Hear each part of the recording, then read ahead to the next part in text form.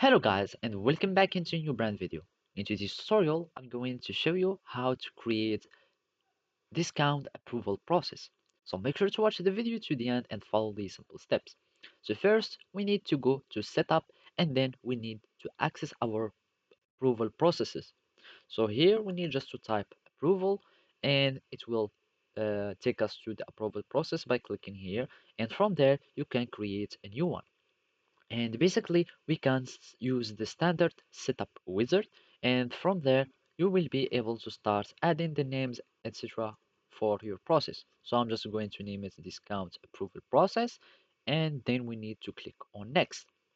So now we need to add a field. So basically we will start having a field and operator and value.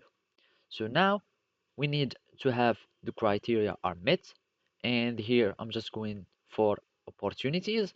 So we can have uh, in first, make sure that you have in your approval process concern which objective you would like. So in our case we want to have the opportunity object, and I'm just going to search for opportunity, and we are going to add it here. So I'm just going to click here, create new approval standard, and you can give it the name you would like, and you can also give it a description.